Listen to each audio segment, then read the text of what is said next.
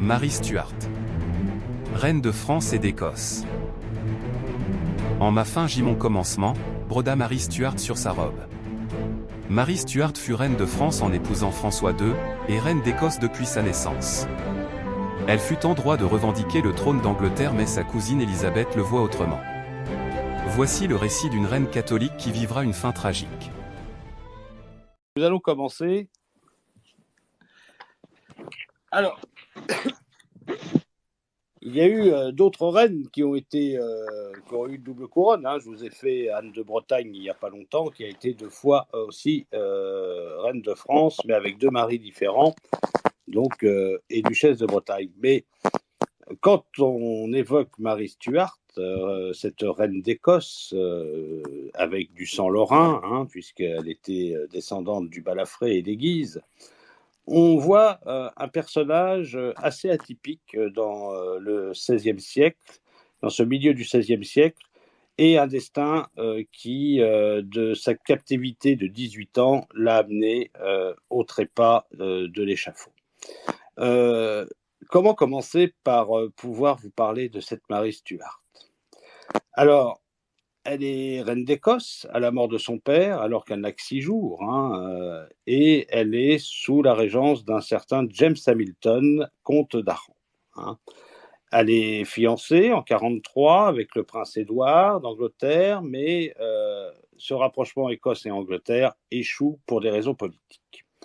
Elle est née, cette Marie Stuart, 14 décembre 1542, et elle va décéder le 8 février 1587 à 44 ans.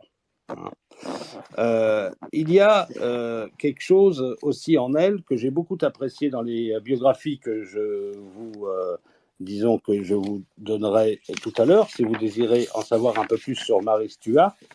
C'est sa plume qui, elle, était gracieuse et de bonne qualité, à défaut de sa politique.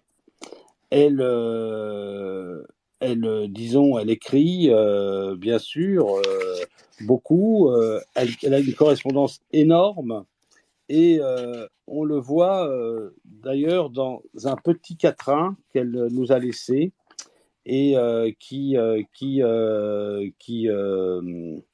nous dit ceci. Voici Dundee Addington, Brunty Craig, où terme avec essai reçu l'honneur de devenir chevalier de ton ordre. Tout le pays où la nation anglaise avait osé occuper le territoire écossais a été rendu par la force française. Voilà, ça c'est un petit quatrain qu'elle écrit au but de son voyage, pour impressionner la noblesse un peu écossaise. Donc très très jeune, elle commence à écrire, cette Marie Stuart. Elle a une éducation qui est quand même assez de bon ordre, des gens de son rang.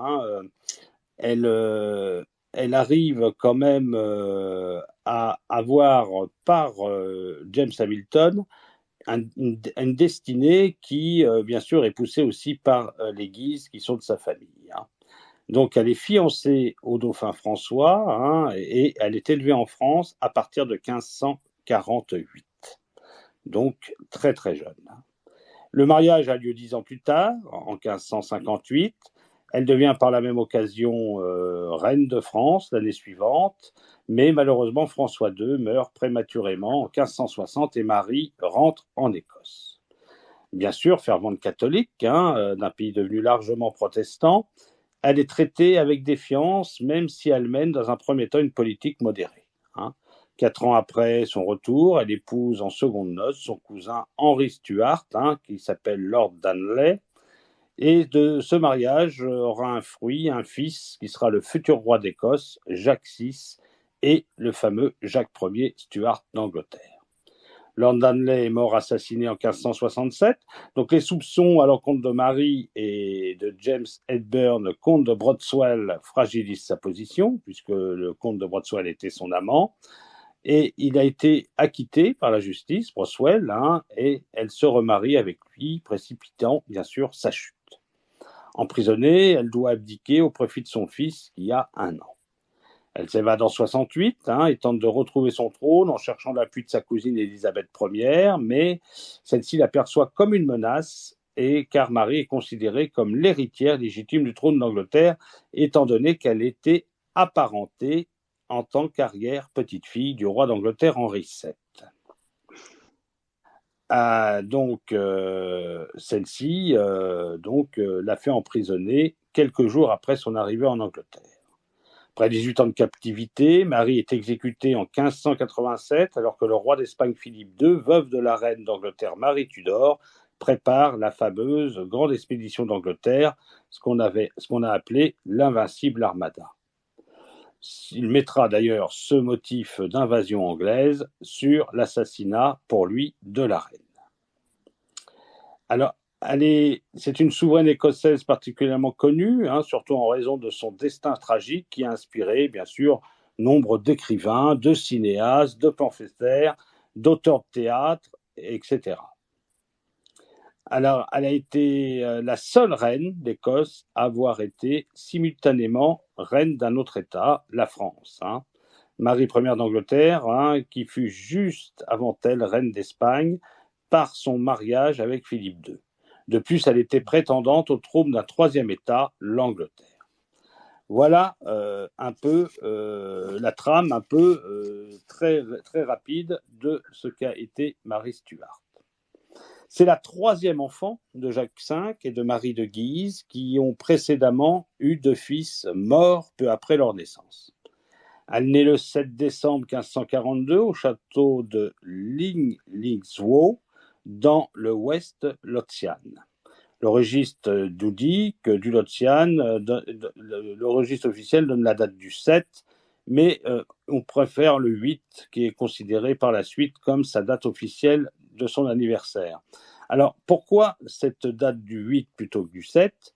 Parce que pour elle, c'est en concomitance avec, disons, la date de l'Immaculée Conception. Elle est baptisée très très vite après sa naissance, dans l'église Saint-Michel de Linlithgow. Le roi, lui, malgré tout, est malade, son père. Il se trouve au château de Falkland lorsqu'un messager lui annonce que la reine a accouché d'une fille. Il aurait dit, selon la légende, elle la couronne, nous les Stuarts, et elle est venue par une femme, et elle s'en ira par une femme. Donc, il précise aussi, on lui prédit aussi à lui, sur son lit d'agonie, un funeste destin à sa fille. La prophétie se relèvera fausse en ce qui concerne Marie Stuart, puisque son fils lui succédera, perpétuant la dynastie qui s'éteindra cependant à la mort d'une autre reine, la reine Anne, en 1714, c'est la dernière des Stuarts. Le 13 décembre, à la mort du roi, son père, victime apparemment de choléra, des rumeurs circulent à propos de la faible santé de sa fille, comme celle affirmant qu'elle est une enfant prématurée, ce qui est faux. Par exemple, Eustache Chapuis, ambassadeur du Saint-Empire romain germanique, écrit le 23 que Marie de Guise et sa fille sont très malades, bien que Sir George Douglas ait constaté le 19 que l'enfant est en parfaite santé. Alors, la plus proche héritier après Marie est James Hamilton, comte d'Arran. Mais d'Arran n'avait pas les talents qu'exigeait une aussi haute charge. Il était ce comte indolent, irrésolu et se laissait gouverner par ceux qui l'approchaient. Le cardinal en dira de lui, le cardinal David Betton, chef du parti catholique, pense que la nomination d'Arran n'ira pas dans les intérêts du pays et une période de crise durant laquelle un homme fort serait nécessaire.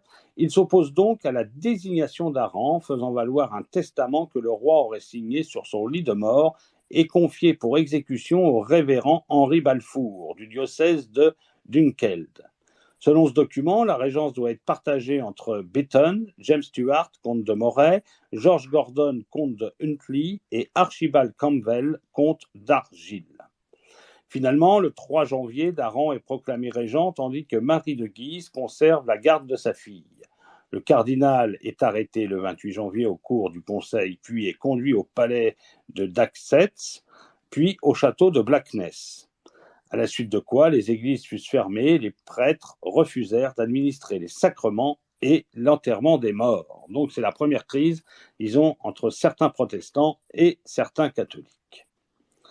Dans le même temps, l'Angleterre est gouvernée par le très célèbre Henri VIII, et il envisage, lui, de réunir ses couronnes d'Écosse et d'Angleterre plutôt que de s'emparer de l'Écosse par la force, comme au temps de Jacques V. Il souhaite maintenant marier son fils Édouard avec Marie. Alors pour ce projet, il dispose de l'avantage de sa victoire à la bataille de Solwamos. De nombreux nobles écossais sont restés prisonniers en Angleterre, n'ont pas les moyens de payer leur rançon, et ils sont contraints de demander publiquement que Marie soit confiée à Henri et la principale forteresse transférée sous sa garde. Parmi ces nobles, on compte Gilbert, 3e comte de Cassilis, Alexander, 5e comte de Glenskame, James, 6e lord de Somerville, Patrick, lord de Grey, Robert, 4e lord Maxwell, Lawrence, lord Oliphant, et Malcolm, 3e lord de Fleming. Les deux principaux agents d'Henri en Écosse sont Archibald Douglas, comte d'Angus, et son frère George.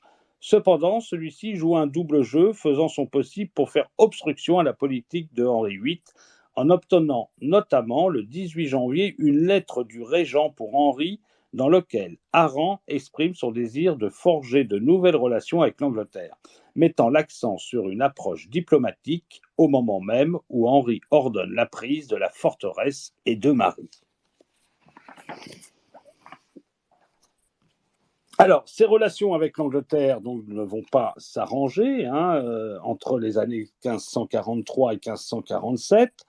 On signe quand même le traité de Greenwich le 1er juillet 1543.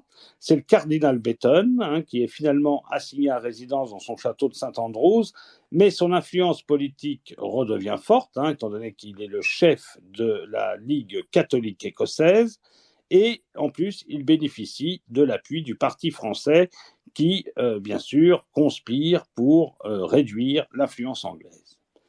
Il fait rentrer le comte de Lennox de France, le présente comme héritier de la couronne face à Aran.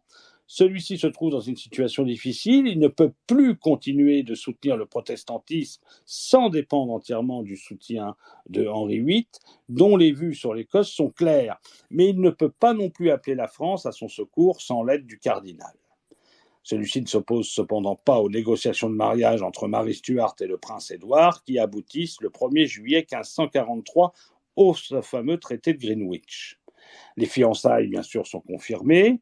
Henri étant invité sur les conseils de son secrétaire d'État Ralph Chalder, ce traité satisfait nombre des demandes des Écossais, notamment que Marie restera en Écosse jusqu'à son 10e anniversaire et que par la suite le pays conservera ses lois propres malgré la double couronne. Alors, bien sûr, Henri VIII ne veut pas respecter le traité, pas plus qu'il ne peut s'accommoder du cardinal, qu'il traite de papiste d'ailleurs. Afin de mettre les choses au point, Breton rassemble 6 à 7 000 de ses partisans à Stirling le 25 juillet 1543 et marche le jour suivant sur Lettingau, où se trouve Marie. Le cardinal, lui, ne veut pas renverser le régent ni s'opposer à la ratification du traité, mais il veut surtout s'assurer de la sécurité de la petite Marie et bien sûr de sa mère, en les transférant au château de Stirling, sous la protection de 4 gardiens, les lords Graham, Lindsay, Erskine et Livingstone. La position du comte d'Aran, elle, est intenable face à Henri, qui entend prendre l'enfant de force. Aran, lui, est obligé de s'enfuir d'Édimbourg et rencontre Beaton. Ils se rendent ensemble à Stirling, où Marie de Guise et sa fille sont transférées sous escorte de 2500 cavaliers et d'un millier de fantassins des Landers écossais. Le 8 septembre, Aran revient au sein de l'Église catholique, recevant l'absolution du cardinal et son pardon. Le lendemain, Marie Stuart est couronnée par le cardinal Beaton dans la chapelle du château de Stirling. Aran porte la couronne, Lennox le sceptre et le comte d'Argyll l'épée de l'État. Apprenant cette réconciliation d'Aran avec le cardinal, Henri VIII se lance alors dans une politique de guerre contenue sous le nom de Rox Rowing. Il suggère tout d'abord à Henry Grey, duc de Suffolk, un raid sur Édimbourg, très rapide, mais ce projet est reporté à l'automne par George Douglas. Le 23 septembre, le cardinal se plaignit à Salder d'une violation du traité puisque Henri avait fait quelques mois plus tôt saisir des navires écossais naviguant vers la France et en confisquant leur cargaison. De plus, le cardinal déclare que par le refus d'Henri de ratifier le traité, celui-ci cesserait de prendre effet sur l'Écosse. Ces deux raisons ne signifient pas qu'il y avait une faute exclusive de l'Angleterre dans ses engagements, puisque les Écossais n'avaient pas non plus respecté leur part en ne renvoyant pas les otages promis à Henri. Cela marque une rupture volontaire du traité et un changement radical de la politique entre l'Angleterre et l'Écosse. Alors, ça se traduit très vite, ça se répand très vite, ce changement en Écosse. Le Parlement se réunit, il renouvelle l'alliance avec la France, bien sûr poussé par les espions de la France, et le cardinal est confirmé dans sa charge de grand chancelier, Lord High Chancellor, d'après ce qu'il est dit. Argus et Casilis, qui soutenaient jusque-là Henri, signent un document par lequel ils accordent leur soutien à Aran contre l'Angleterre et s'engagent à défendre l'Église catholique par-dessus tout. Ces événements marquent un tournant essentiel pour Marie. Elle va désormais être sous influence française et catholique, et non plus anglaise, anglicane et protestante. Lennox et Glencairn sont poussés par Henri à prendre les armes contre Aran, mais ils sont vaincus le 26 mai 1544 dans la région de Glasgow. Glencairn se réfugie au château de Dumbarton, tandis que Lennox s'enfuit, lui, en Angleterre, avec la gratification du roi et sa protection. Cependant, Douglas continue de mener, lui, son double jeu. Afin de calmer Henri, il est l'instigateur de la Convention des nobles, qui aboutit à retirer à Aran la charge de régent, au motif que sur les conseils du cardinal, il a brisé la paix établie à Greenwich et le contrat de mariage de Marie, aboutissant donc à la situation délicate dans laquelle se trouve le pays écossais. Alors, cette convention renverse également le cardinal, qui a perdu la confiance de la reine-mère. En effet, celle-ci comptait sur le cardinal pour défendre les intérêts de Marie face à Aran, mais à la suite de la réconciliation du cardinal et du régent, ils sont désormais d'accord pour marier Marie au fils d'Aran, carrément. La reine-mère s'engage alors dans une alliance avec Angus, qui est promu lieutenant général au sud de Force, le 12 décembre, et Angus et son frère George sont pardonnés pour leur trahison passée. Henri cesse de les considérer comme agents de l'Angleterre et accorde à Ralph Earl toutes les terres qu'il pourrait conquérir sur Angus, et ce qui conduit à la fameuse bataille d'Ancombe Moor le 27 février 1545. L'Écosse reçut pour cette bataille des Français qui débarquent avec 3000 fantassins et 500 cavaliers, mais les Douglas tentent de renouer avec le double jeu et laissent Henri dévaster le sud de l'Écosse, soit une cinquantaine de villages et quelques dizaines de places fortes qui sont mises en ruine. Pendant que cela effraierait les Écossais et qu'ils se montreraient plus favorables à renouveler l'accord du mariage. Alors, bien sûr, quelque chose va se passer.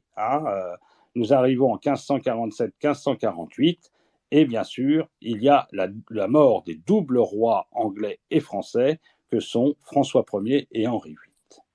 Donc, ça a lieu, dans ce changement politique en 1546-1547.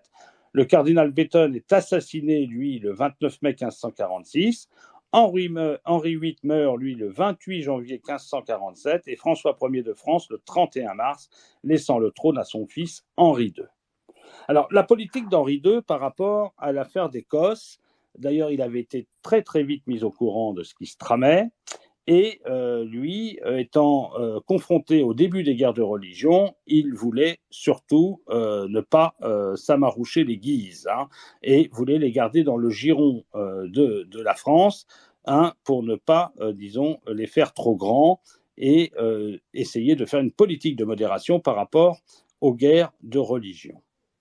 Alors, Henri II, lui, est bien sûr opposé aux Anglais, aussi fortement que son père.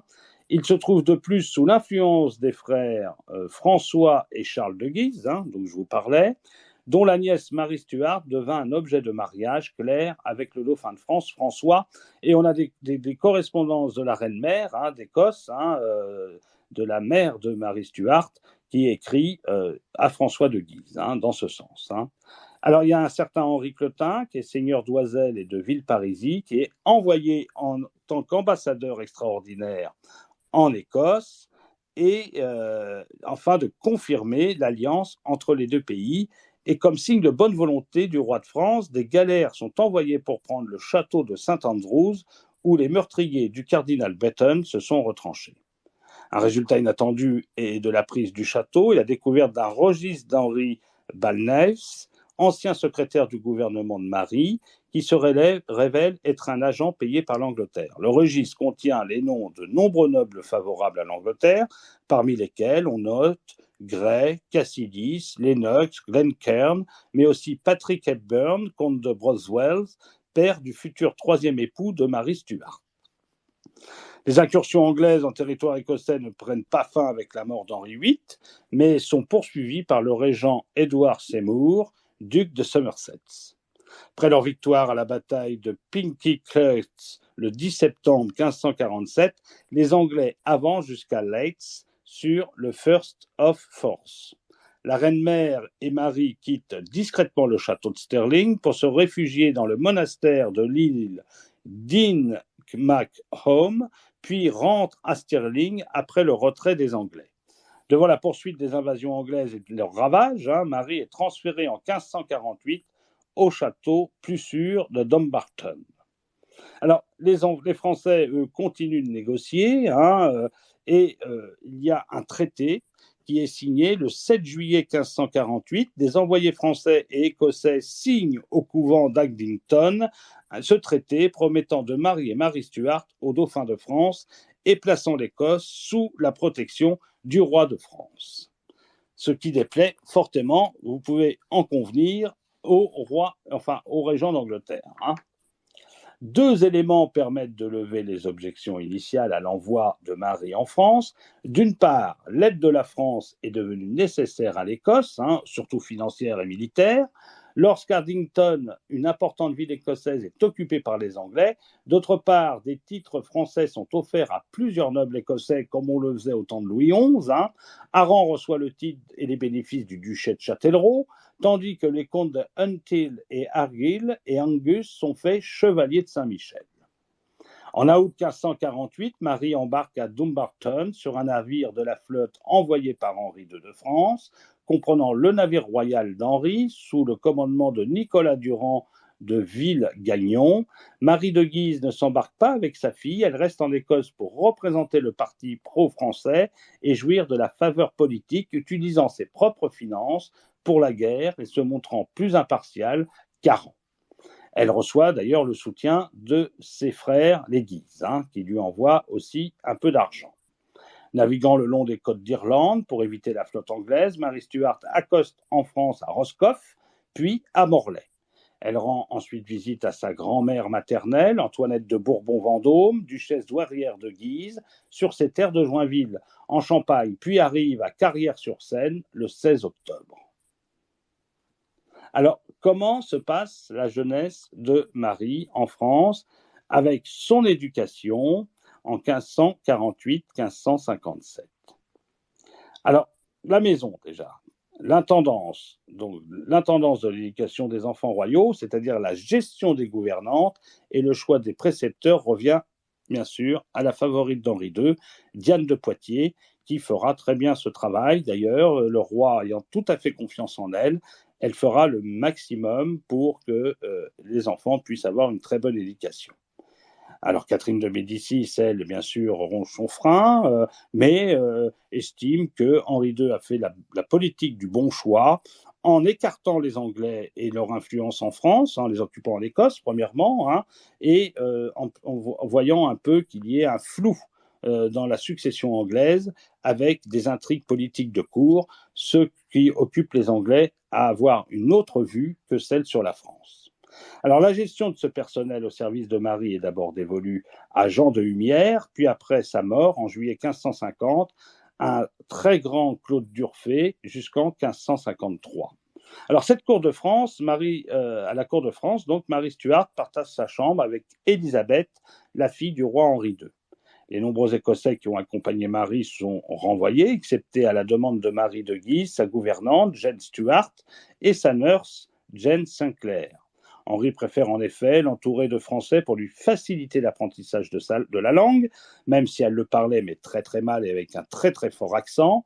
Par ailleurs, la cour trouve que les compatriotes de Marie étaient assez laids, frustes et mal lavés, et ainsi des compagnons inadaptés pour la future femme du dauphin. Les quatre, là, on voit ça dans les archives qui se sont appelées les quatre maris. Hein. Alors, sont envoyés dans un couvent des sœurs dominicaines afin de recevoir une éducation française aussi, les suivantes de Marie Stuart. Hein. Henri II, lui, ne paye que pour l'éducation de Marie. Les fonds destinés aux domestiques et à l'intendance viennent de sa mère et sont limités. La grand-mère de Marie s'alarme ainsi du faible nombre de domestiques qu'a sa petite-fille et qui quittent fréquemment leur poste pour des emplois mieux rémunérés. Le cardinal suggère des économies sur le train de vie, mais Marie refuse afin de ne pas se couper de la mode. Lady Fleming, étant devenue la maîtresse du roi, lui donne un fils d'ailleurs, qui s'appellera Henri d'Angoulême, et est renvoyé en Écosse. Hein.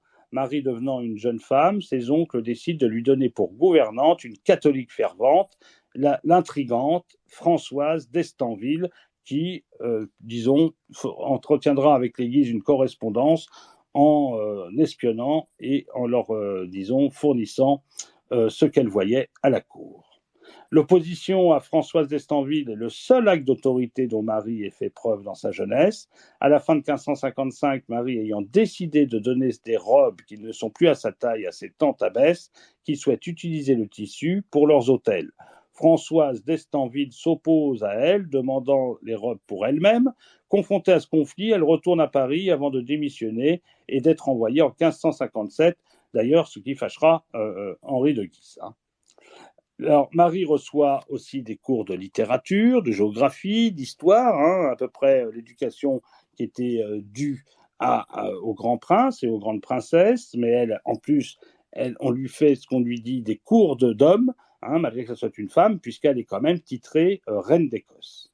Elle apprend plusieurs langues vivantes, qu'elle adore, l'espagnol et surtout l'italien, et l'anglais, qu'elle parlait déjà. Et bien sûr, en plus de ces langues qu'elle connaissait, qui étaient le français et le scots. Hein. Parmi ses précepteurs, on trouve Mademoiselle de Curel, Claude Millet et Antoine Fouquelin, et bien sûr le grand Ronsard, ce qui lui fera d'avoir une belle plume et d'écrire de quelques belles poésies. Alors Fouquelin, lui enseigne la rhétorique, tandis que Ronsard la forme à la poésie, comme je vous ai dit. Selon Michel de Castelnau-Mauvissière, Marie apprécie particulièrement les œuvres de ce grand Ronsard, mais aussi elle adore un certain Joachim du Bellay et Étienne de Maisonfleur. Elle arrive à lire en latin Plutarque, Plaute et Cicéron, ainsi qu'Érasme. Notamment, elle adore ses colloques et les extraits de la République de Platon, qui, elles, par contre, sont transcrites en français. Bien qu'elle possède ses œuvres complètes en grec, sa maîtrise de cette langue est insuffisante pour lui en permettre la lecture. D'ailleurs, elle n'aura jamais aimé cette langue. En mai 1555, elle fait un discours en latin devant la cour dans la grande salle du Louvre et la salle du bal, dans laquelle elle affirme qu'une éducation aux lettres est adaptée pour une femme de son rang. Selon Joseph Stevenson, l'éducation religieuse de Marie aurait été assurée par sa grand-mère maternelle, Antoinette de Bourbon-Vendôme. L'étude plus récente de Anderson conclut cependant que quel qu'elle ait été le personnage prodiguant l'éducation religieuse, elle était en arrière-plan de son oncle cardinal de Guise. Alors, bien sûr, il n'y a pas que la rhétorique, l'éducation, il faut aussi lui apprendre à se maintenir, à danser. Alors là, on est très très loin de l'Écosse, qui était quand même un pays assez austère. Donc, qu'est-ce qu'on fait ? Elle est initiée aux divertissements qui sont à la mode et en vogue à la cour, comme la chasse à la fauconnerie, l'équitation. Elle apprend d'ailleurs à monter en califourchon, ce qui est très rare, plutôt qu'en Amazone qu'elle n'aime pas. Et d'ailleurs, ce qui choque un peu certaines grandes dames, c'était un peu les usages à l'époque. Elle est également formée à la broderie, enseignée par un des plus grands brodeurs et qui est le brodeur personnel du roi. Et bien sûr, elle fait de la musique. Hein. L'écrivain Brantôme rapporte qu'elle chantait en s'accompagnant du luth. D'autres auteurs ont écrit qu'elle jouait également de la cithare, de la harpe et du virginal. Henri II, là, la voit et démontre son habileté de danseur à la fin de 1548 en l'invitant et il danse devant l'ambassadeur d'Angleterre lors des fêtes du mariage de François de Guise et de Anne d'Este.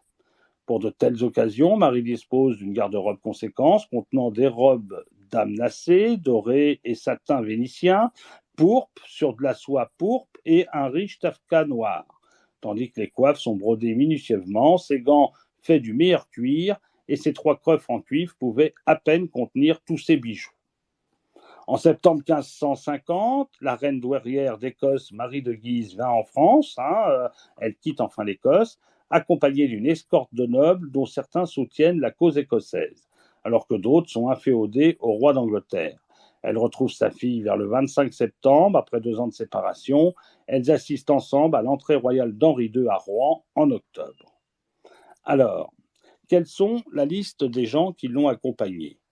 On a George Gordon, 4e comte de Huntly, Malcolm Fleming, 3e lord Fleming, Alexander Home, 5e lord Dome, George Gordon, 11e comte de Sunderland, Graham, comte de Menteith, James Hamilton de Crawford John, William Lauder de Altourne, et ça, ce sont les pro-français.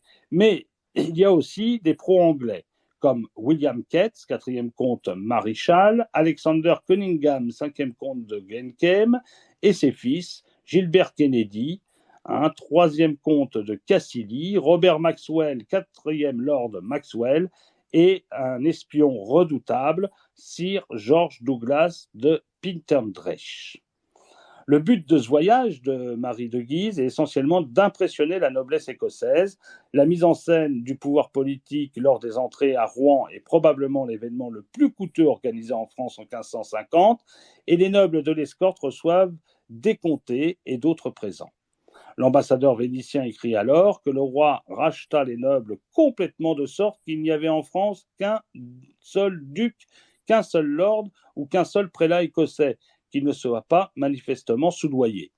À Rouen, le roi s'oppose également au sauveur de l'Écosse, mais dans le défilé, un groupe important de bannières qui représentent les lieux où l'armée française était intervenue en Écosse, ce qui fait partir l'ambassadeur d'Angleterre. Durant sa visite, Marie de Guise découvre un complot mené par Robert Stuart, visant à éliminer Marie Stuart en soudoyant un cuisinier pour empoisonner son mets favori, les beignets aux poires.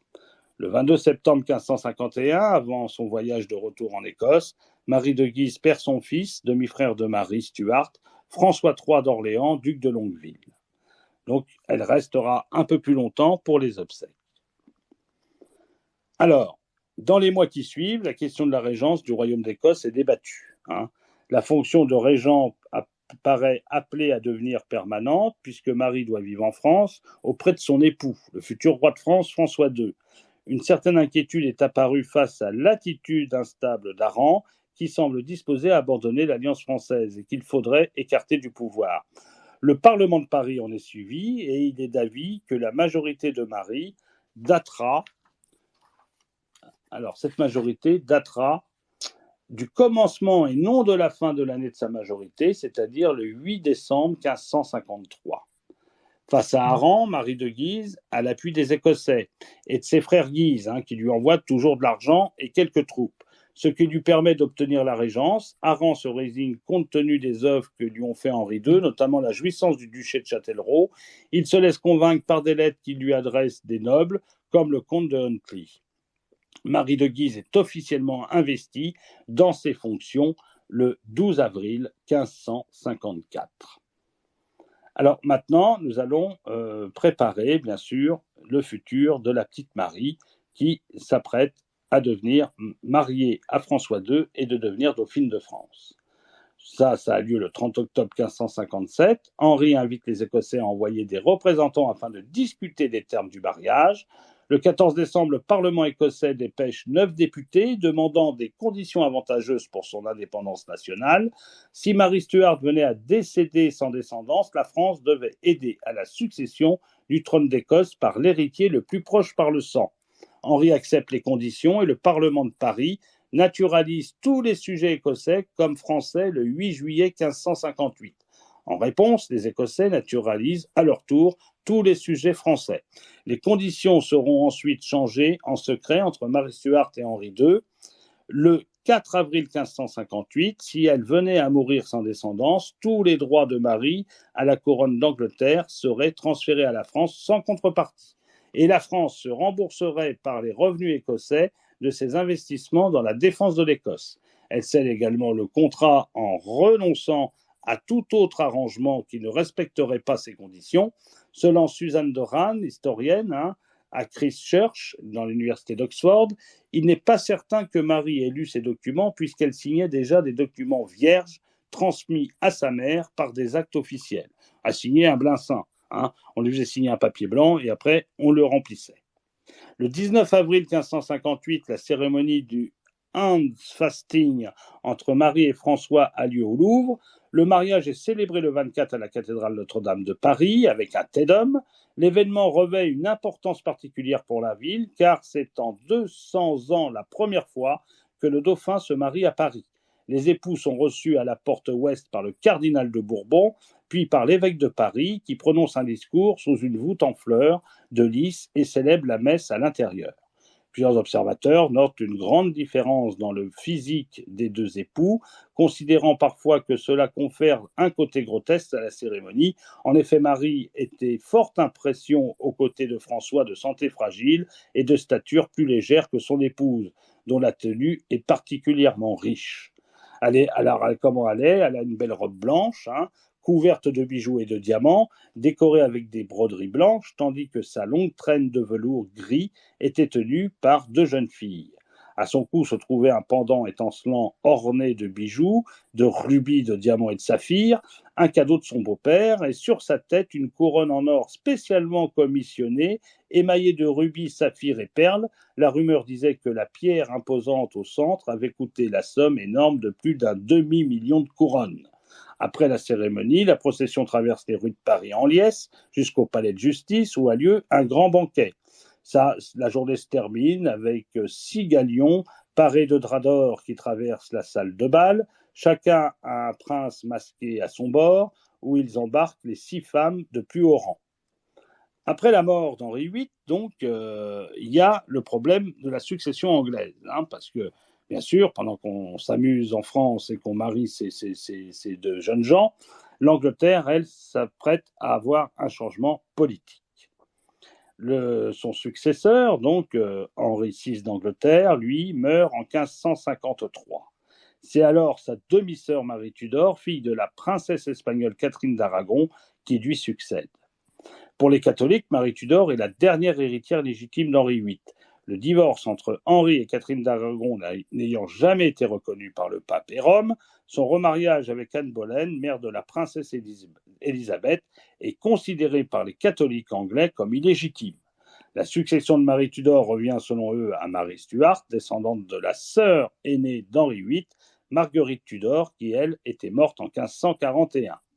Lorsque Marie Tudor meurt donc le 17 novembre 1558, Marie Stuart peut donc prétendre à la couronne d'Angleterre. Le roi de France, Henri II, la reconnaît d'ailleurs comme reine d'Angleterre, d'Irlande et d'Écosse. Elle-même prend avec son mari les armes d'Angleterre, ce qui est un comble après la guerre de 100 ans, on voit que là, ça s'inverse. Cette proclamation prend place dans la rivalité entre les deux pays, et aussi entre la France et l'Espagne, pour qui l'Angleterre et l'Écosse ne sont que deux pions dans leur visée impérialiste, ce que veut contrer, bien sûr, Philippe II.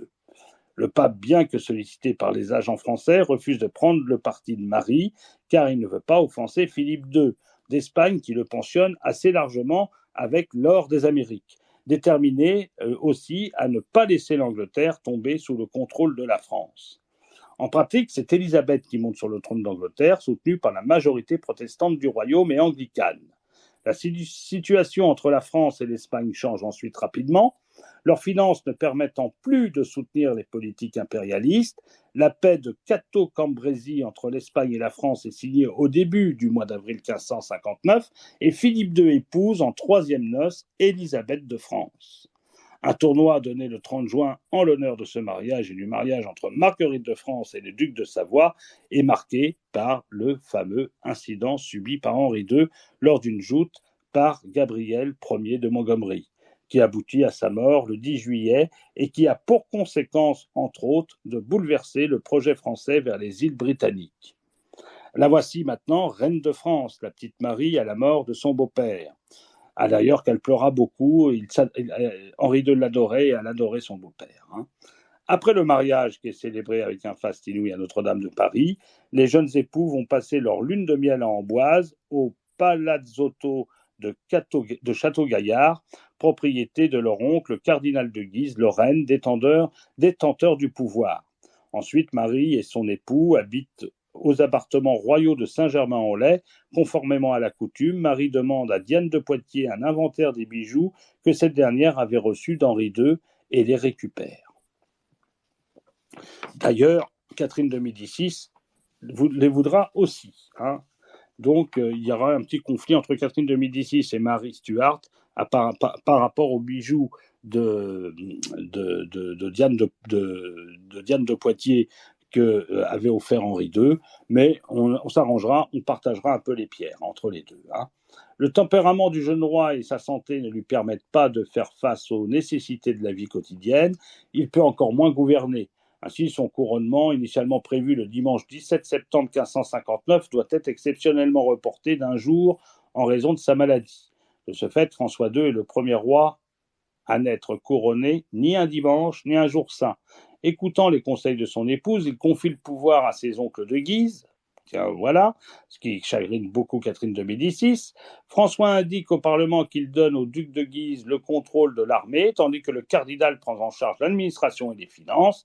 En théorie, sa mère, Catherine de Médicis, doit toujours être consultée, mais l'autorité réelle revient aux frères de Guise, devenus les dirigeants effectifs du royaume.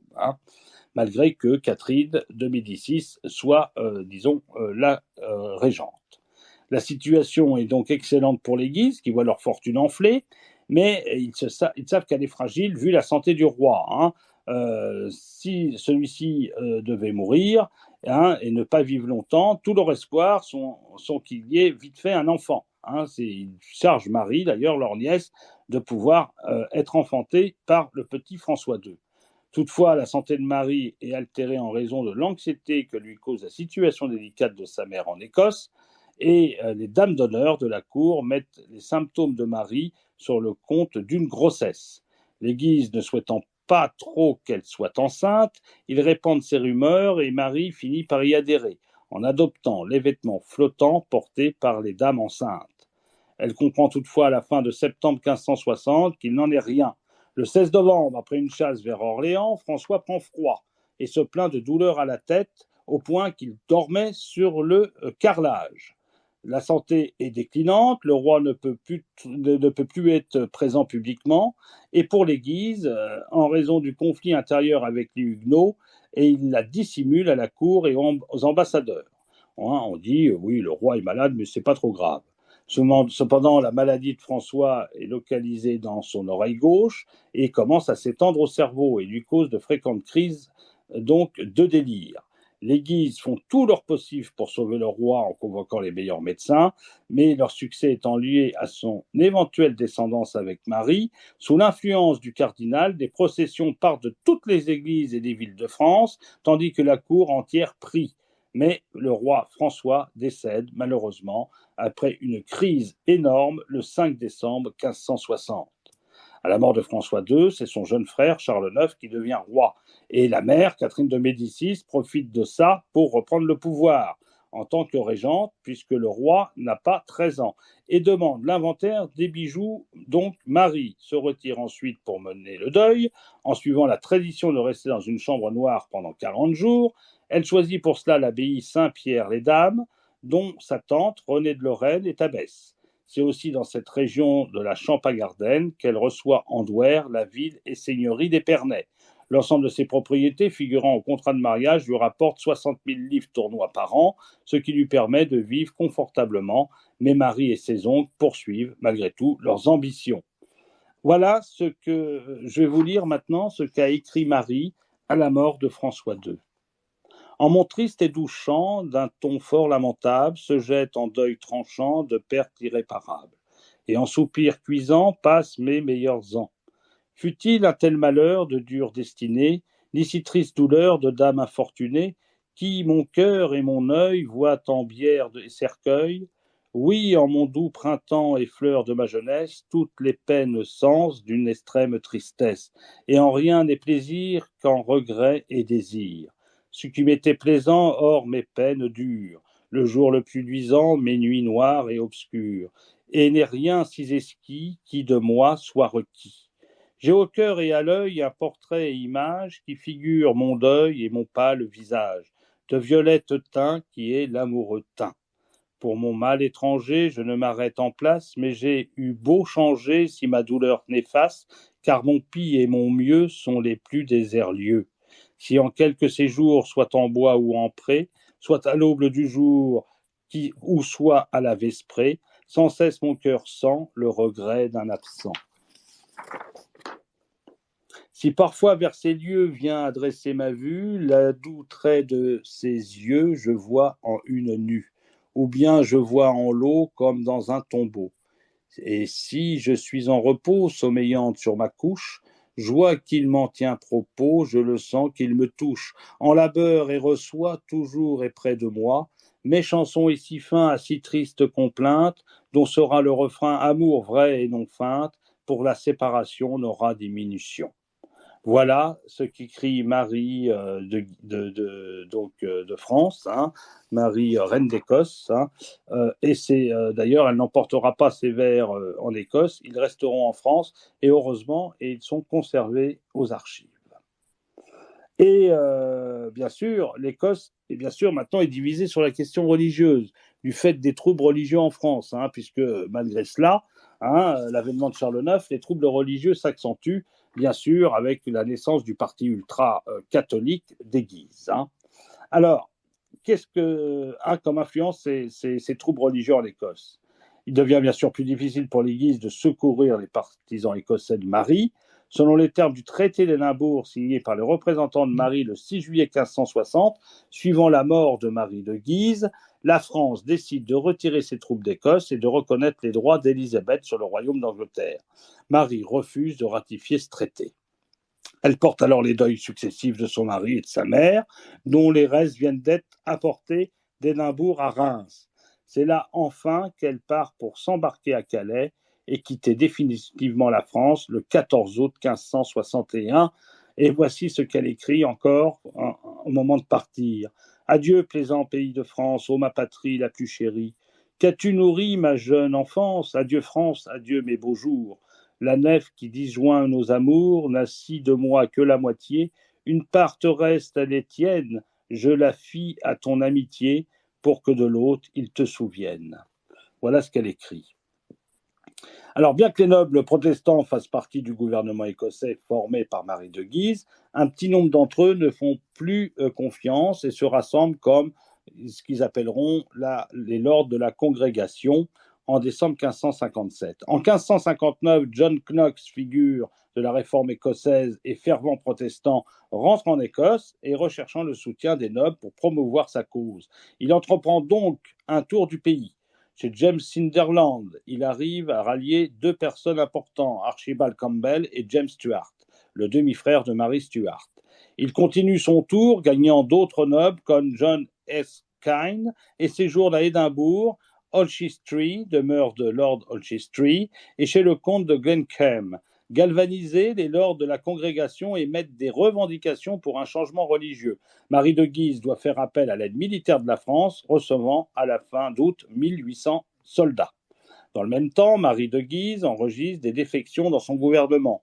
William Maitland de Lettington, son secrétaire d'État, se rend compte qu'elle œuvre pour l'annexion de l'Écosse à la France, menaçant ainsi la souveraineté nationale, alors que les lords de la congrégation occupent Édimbourg à la fin octobre. Il y voit l'occasion idéale pour déserter de Leeds, donc le port d'Édimbourg, où la reine douairière est réfugiée. Quelques jours plus tard, apprenant que Marie de Guise désire l'annexion de l'Écosse, les lords la déposent. Marie de Guise parvient à revenir brièvement à Édimbourg, mais Élisabeth Ier s'implique dans le conflit, pensant que la présence de l'armée française et la défaite des protestants peuvent être un plan pour installer Marie Stuart sur le trône d'Angleterre. Elle décide d'envoyer des fonds aux lords et demande à l'amiral Winter de bloquer Leeds. Fin février, Maitland est envoyé en émissaire auprès d'Élisabeth et il signe le fameux traité de Berwick, pour lequel Élisabeth envoie des troupes pour soutenir les protestants écossais. L'armée conduite par Lord Grey assiège Leeds en mars. La situation en France ne permet plus l'envoi de renforts. Les efforts diplomatiques de Maitland conduisent à la ratification par un grand nombre de nobles d'un document signant l'expulsion des troupes françaises et la défense de la réforme religieuse. Parmi les signataires figurent Huntly, Morton, Bothwell et Lecker. Marie de Guise meurt donc le 12 juin 1560. La jeune veuve, elle, donc, qui retourne en Écosse l'année suivante, malgré son éducation, elle n'est pas préparée aux intrigues de la cour d'Écosse de cette époque. La religion divise le peuple et le frère légitime de Marie, James Stuart, comte de Moray, est le meneur de la fraction protestante. Donc Marie, en catholique fervente, est vue avec soupçon par une grande partie de ses sujets. Son goût pour la danse et les robes sophistiquées est dénoncé par les réformateurs. Voilà le début des ennuis. Marie ne prend pas la tête du parti catholique, malgré tout, ce qui en déçoit ses partisans.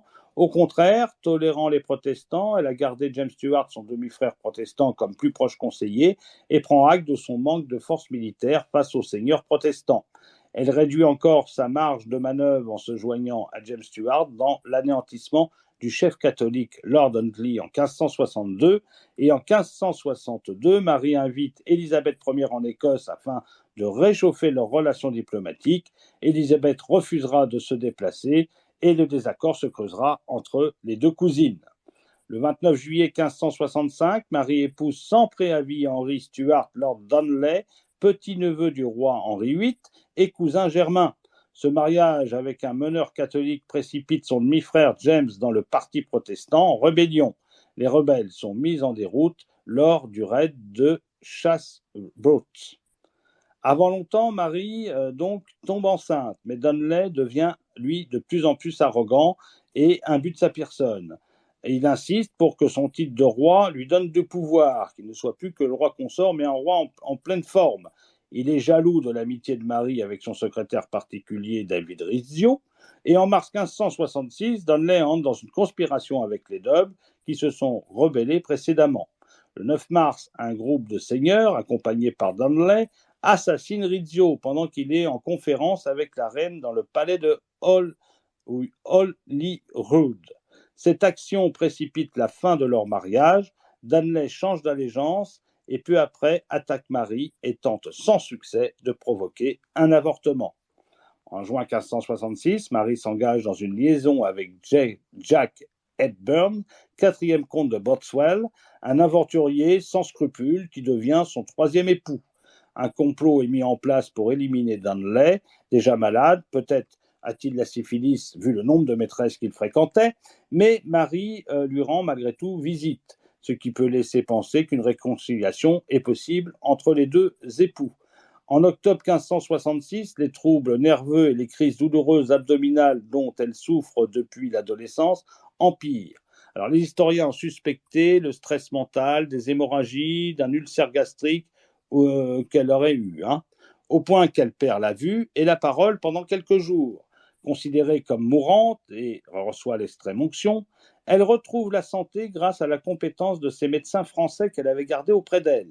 En février 1567, alors qu'elle était en convalescence à Kirk of Field, dans une maison d'Édimbourg, une explosion survint dans la maison et Darnley est retrouvé mort dans le jardin, apparemment étranglé.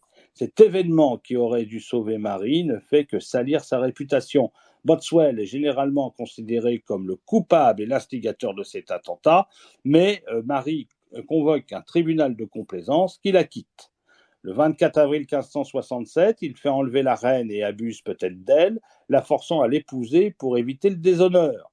Il semble cependant que Marie est amoureuse de Boswell et que le mythe du viol a été inventé dans l'ouvrage célèbre de Rime in, ce qui ça veut dire in Defense of the Queen of Scots de l'évêque de Ross, John Leslie. Quoi qu'il en soit, la nouvelle qu'elle l'a épousée scelle son destin et met toute la noblesse et la puissance de l'Écosse contre elle. Arrêtée par une confédération de nobles écossais, Marie est prise, emprisonnée au château de Lordsleven, situé sur une île au milieu du Loch, et en juin 1567, entre le 18 et 24 juillet, Marie fait une fausse couche selon le célèbre historien, je vous dirais d'ailleurs qu'il faut lire son livre, Zweig. Donc, elle perd en plus des jumeaux. Selon Marie, il n'y a qu'un seul enfant, mais bon, apparemment, on ne sait pas, un ou deux, en tout cas, elle les perd. Le 24 juillet, forcée, elle abdique le trône d'Écosse en faveur de son fils Jacques, qui, lui, n'a qu'un an. Le 2 mai 1568, Marie Stuart s'évade et lève une petite armée avec l'aide de ses oncles les Guise et un peu de l'aide française, mais elle est défaite et à la bataille de Langside. Elle s'enfuit le 13 mai en Angleterre, ou alors, dès qu'elle y arrive, elle est emprisonnée par les officiers d'Élisabeth à Carlisle, le 19 mai. Elle prononce alors cette phrase célèbre « En ma fin gît mon commencement », qu'elle brode d'ailleurs sur sa robe et qu'elle gardera brodée sur cette robe. Après quelques hésitations sur l'accusation du meurtre de Darnley, Élisabeth Ier ordonne une enquête plutôt qu'un procès. Marie est détenue à Bolton d'octobre 1568 à janvier 1569, tandis qu'une commission d'enquête chargée d'évaluer les preuves de sa culpabilité siège à York. L'enquête est sous influence politique. Élisabeth ne souhaite pas la condamner pour meurtre, et Marie, d'ailleurs, refuse de reconnaître l'autorité de quelque cour que ce soit. Il suffit de la garder hors d'Écosse et de contrôler ses partisans. Pour l'instant, on est, disons, dans la maintenir au secret et plus ou moins en détention, pour éviter qu'elle ait de nouveau une influence politique. Alors, le cas tient dans les 8 lettres du coffret qui auraient été écrites par Marie à Boswell et découvertes par le comte de Morton. Marie n'est pas autorisée à les voir ni à parler pour sa défense. Elle refuse d'offrir une défense écrite à moins qu'un verdict de non-culpabilité ne lui soit assuré, ce que refuse Élisabeth. Bien qu'une analyse graphologique attribue ces lettres à Marie, le tribunal ne peut conclure à la culpabilité. Les lettres originales seront perdues en 1584 et les copies ne sont pas complètes. Il nous en reste quelques-unes apparemment, mais la plupart sont en Angleterre. La France n'a qu'un petit, morceau de ces lettres. Élisabeth considère les prétentions de Marie au trône comme un complot. Elle l'assigne à résidence pendant 18 ans sous la garde de George Talbot, 6e comte de Shrewsbury, et sa redoutable épouse, Bess de Hardwicke, dont la fille épouse le frère du 2e époux de Marie et a un enfant, Abella Stuart. Boswell est emprisonné au Danemark, devient fou et meurt en 1578 en prison. Charles Bailly, son secrétaire, après avoir été enfermé à la Tour de Londres, est libéré et rejoint Bruxelles. Il est enterré au Sablon à Bruxelles avant de rejoindre l'église Saint-Nicolas de la Hulpe. Une partie du monument funéraire se trouve encore dans l'église de ce village. Et on a les mémoires de Charles Bailly qui nous racontent un peu les conditions de détention de Marie. Alors, elle devient de plus en plus une charge pour Élisabeth Ier, les Guises l'ayant plus ou moins abandonnée maintenant, et elle ne peut plus tolérer en raison, et puis en plus les Guises sont morts, donc il y a eu aussi un changement de politique, et elle ne peut plus tolérer, donc en raison de nombreux rapports, des complots qui projetaient de la tuer tout simplement. Alors, certains, disons, suspectent qu'ils étaient fomentés par les ennemis de Marie. Certains complots ont été des faux complots. Marie Stuart est experte dans l'art du chiffre.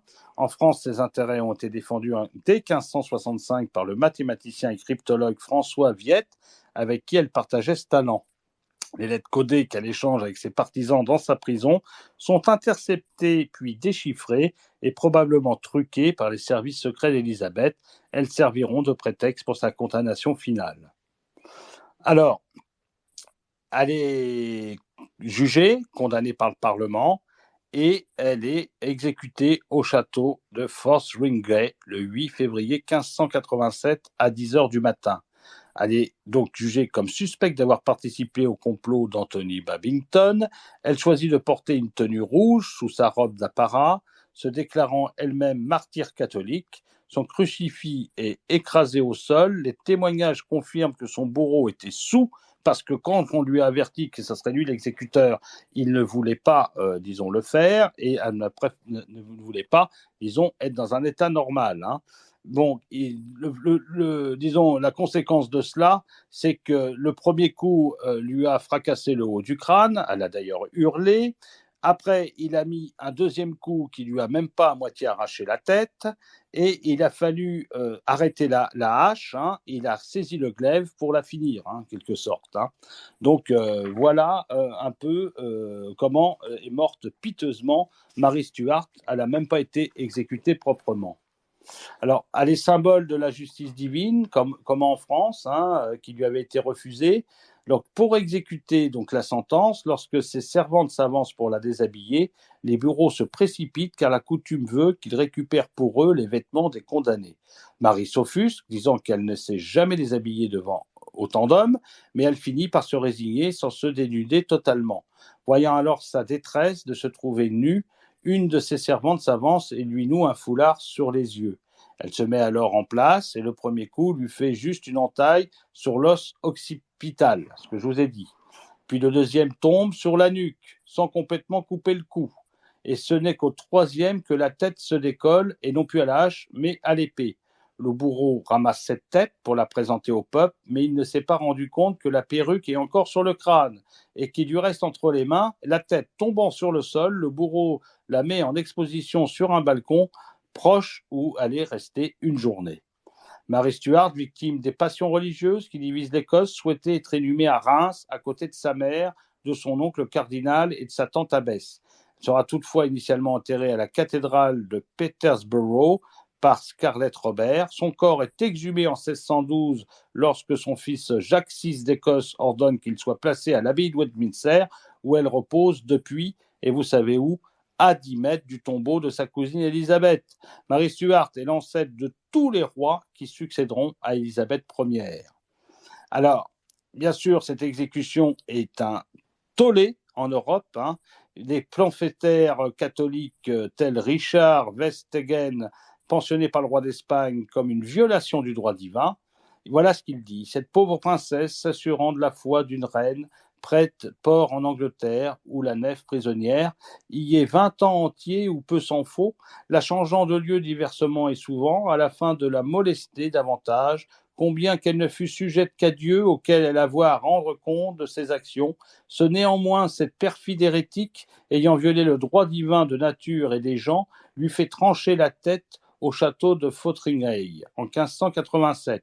Le jour descende, non pour autre occasion qu'elle étoit ferme et constante catholique, et pour laisser son royaume au comte de Leicester, un de ses ruffians, faisant mourir les héritiers légitimes. Alors, avant de finir, je vais vous lire la lettre qu'elle a destinée à Henri III le 8 février 1587, et qui, celle-là, n'est pas codée. Monsieur mon beau-frère, étant par la permission de Dieu pour mes péchés, comme je crois venu me jeter dans les bras de cette Juane ma cousine, où j'ai beaucoup d'ennuis et passé près de 20 ans, je suis enfin par elle et ses états condamnés à la mort. Et ayant demandé mes papiers par eux ôtés, à cette fin de faire mon testament, je ne peux rien retirer qui me servirait, ni obtenir congé d'en faire un libre, ni qu'après ma mort mon corps fût transporté selon mon désir en votre royaume où j'ai eu l'honneur d'être reine, votre sœur et ancienne alliée. Ce jour après dîner m'a été dénoncée ma sentence pour être exécutée demain comme une criminelle à 8 heures du matin. Je n'ai eu loisir de vous faire un ample discours de tout ce qui s'est passé, mais s'il vous plaît de croire mon médecin et ses autres miens, désolé serviteur, vous ayez la vérité comme grâce à Dieu, je méprise la mort, fidèlement proteste de la recevoir innocente de tout crime quand je saurai leur sujette. La religion catholique, le maintien du droit que Dieu m'a donné, à cette couronne sont les 2 points de ma condamnation, et toutefois ils ne me veulent permettre de dire que c'est pour la religion catholique que je meurs, mais pour la crainte du change de leur... Ah oui, que pour preuve qu'ils m'ont ôté mon aumônier, lequel bien qu'il soit en la maison que je n'ai pu obtenir, qu'il me vint confesser ni communier à ma mort, mais m'ont fait grande instance de recevoir la consolation doctrine de leur ministre amené pour ce fait. Ce porteur, sa compagnie, la plupart de vos sujets vous témoigneront mes déportements. En ce mes actes derniers, je reste et je vous supplie, comme roi très chrétien, mon beau-frère, ancien allié, qui m'avait toujours protesté de m'aimer, qu'à ce coup vous faisiez preuve en tous ces points de votre vertu, tant par la charité me soulageant de ce que pour décharger ma conscience, je ne puis sans vous qui est le récompenser mes serviteurs désolés, leur laissant leur gage, l'autre faisant prier Dieu pour une Roanne qui a été nommée très chrétienne, meurt catholique, dénouée de tous ses biens. Quant à mon fils, je vous recommande autant qu'il le méritera, car je n'en puis répondre. J'ai pris la hardiesse de vous envoyer 2 pierres rares pour la santé, vous la désirant parfaite avec heureuse et longue vie. Vous le recevrez comme de votre très affectionnée belle-sœur mourante. En vous recommandant encore mes serviteurs, vous ordonnerez, s'il vous plaît, que pour mon âme, je sois payé de partie de ce que me devez, et qu'en l'honneur de Jésus-Christ, lequel je prierai demain à ma mort, pour que vous me laissiez de quoi fonder un obit et faire les aumônes requises. Ce mercredi, à 2 heures après minuit, votre très affectionnée, bien bonne sœur et adorante. Voilà. Voilà la fin tragique de Marie Stuart et sa dernière lettre à Henri III. Henri III qui l'aimait beaucoup, d'ailleurs, il était jeune, parce qu'il y avait bien sûr Charles IX avant lui, et elle était mariée à François II. Bon, il n'y avait pas un écart important, mais c'était encore un jeune garçon, Henri III, quand elle est venue, bien sûr, comme dauphine et après reine de France en France. Et donc, Marie Stuart avait toujours gardé, par les lettres d'ailleurs codées, d'ailleurs, qui sont bien sûr à la Bibliothèque nationale de France. Donc, j'ai réussi à voir quelques lettres, d'ailleurs une que je vous ai dite tout à l'heure, de Georges Lasserie, qui est informaticien et cryptographe, Norbert Burman, qui lui est professeur de musique, puisqu'il y avait beaucoup dans les codes des notes de musique, et ce fameux Satoshi Tomokiyo, qui est astrophysicien. Alors, ils ont réussi à lire les lettres. Ils ont mis 1 an pour les déchiffrer. Donc, ce sont ces lettres qui sont certifiées et cryptées, étaient envoyées à l'ambassadeur de France, Michel de Castelnau, en Angleterre. Et bien sûr, elles ont été mises aux archives de Paris. Il reste encore 70% de ces lettres à déchiffrer un autre jour, et on a compté dans les chiffres 1500 symboles, et fautes, d'ailleurs, exprès. Elle faisait exprès des fautes d'orthographe, pour justement brouiller les pistes. Et puis, il y a une lettre qu'on a réussi à décrypter, d'un projet de mariage avec le duc d'Anjou, mais bien sûr, il ne l'avait pas trouvé à son goût, donc le mariage n'a pas pu se faire. Alors, j'ai travaillé pour ce texte de ce soir avec 4 auteurs, principalement, avec quelques papiers d'autres, mais j'ai moi-même le livre, je vous le recommande, même s'il est ancien maintenant, puisque le grand Stefan Zweig s'est suicidé au Brésil, il était réfugié là-bas, et croyant que l'Allemagne nazie allait gagner, il n'a pas voulu survivre à ça. Alors, Stefan Zweig, Marie Stuart, très très belle biographie. Michel Duchin aussi, qui est mort il n'y a pas longtemps, qui est un grand spécialiste justement des guises, des guerres de religion, de Charles IX. Il a écrit un très très beau Michel Duchin aussi, Saint-Barthélemy. Moi j'ai lu le Saint-Barthélemy de Duchin, il est mort en 2021, donc vous pouvez lire son Marie Stuart. bien sûr. Il y a bien sûr le grand Philippe Erlanger, qui lui est mort il y a bien longtemps maintenant, en 87, son mari Stuart. Et puis j'ai moi le Mary Stuart d'Alexandre Dumas, qui est le roman d'Alexandre Dumas, avec les vérités et les faussetés, mais c'est très plaisant à lire et ça sera beaucoup plus léger pour ceux qui veulent une lecture plus légère. Pourquoi pas lire le Alexandre Dumas de Mary Stuart. Voilà. Écoutez, j'espère que ce récit vous a plu. J'ai voulu faire plaisir à Française pour le Mary Stuart. Et je vous remercie d'avoir été si nombreux à m'écouter ce soir pour le récit de Mary Stuart, reine de France et reine donc d'Écosse. Mary Stuart fut exécutée le 8 février 1587 sur ordre d'Élisabeth Ier. Une martyre catholique était née. Son corps est exhumé en 1612, son fils Jacques VI d'Écosse et Jacques Ier d'Angleterre, ayant ordonné qu'il soit placé dans l'abbaye de Westminster. Nous espérons que l'histoire sur la reine Mary Stuart vous aura plu. Nous vous donnons rendez-vous pour une nouvelle histoire de France.